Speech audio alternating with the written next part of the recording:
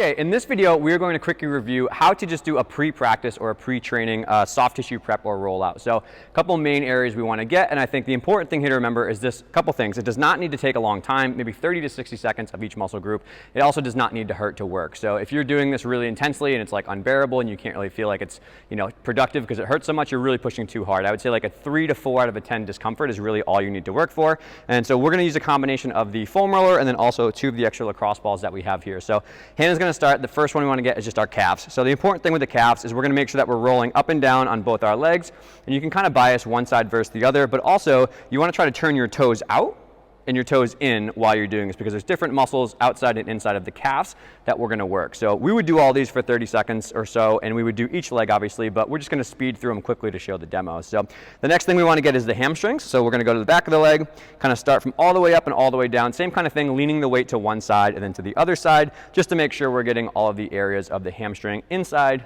and outside together.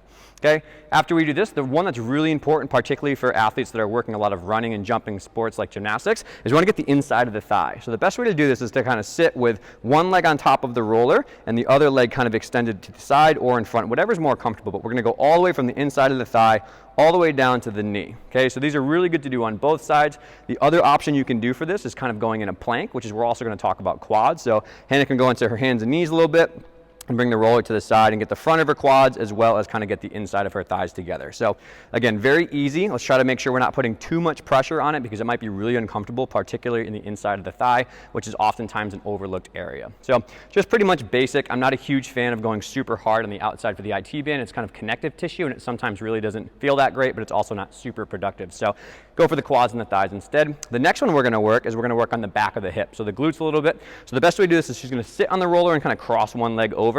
It's kind of the easiest way to go about this. So she crosses one leg, leans toward the side that she's working, and again, just nice and easy up and down. Shouldn't be too super intense, shouldn't be super painful, but we would do both sides of those as well. So that's just the quick lower body that we can do. When we move to the upper body, we're going to do a couple here on the ground and a couple here on the wall. So the first one that's really important is the underarm. So these areas right under here, the lats here, is going to be really important to roll out because a lot of athletes get particularly stiff and it limits their overhead flexibility. So Hannah's going to go from the bottom all the way to the back, up and down, just nice and easy. And you can notice that she's going to put her hand on the ground for support. She can lift up if it's too uncomfortable. So if it's a lot of pressure, I don't want her to go super, super hard on that. So nice and easy as she's doing that. And again, very, very basic to both sides. Okay.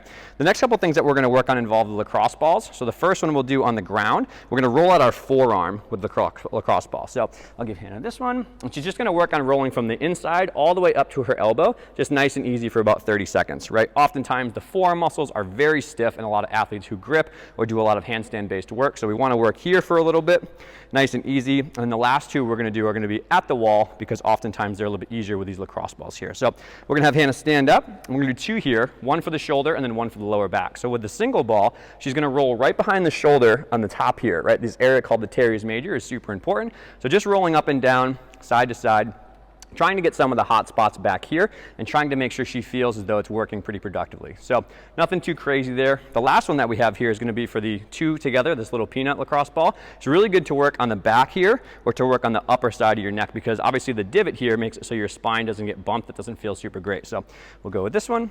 And she's just going to roll down here for about 30 seconds or so, and then up top for her neck for about 30 seconds or so. So just nice and easy down and up, and then she can move it to whatever segment up and down she kind of feels like she needs more of on kind of the base of the neck all the way down to the lower back, whatever she feels as though is pretty easy to work on. So nothing too crazy there. I wouldn't recommend going more than maybe 5 to 10 minutes total, about 30 seconds for all these muscle groups. Again, doesn't need to hurt to work, doesn't need to be super long and super aggressive. We would pair this up with a normal warm-up and some normal stuff that we'll review in other videos, but just to start here, this is kind of the baseline before every practice.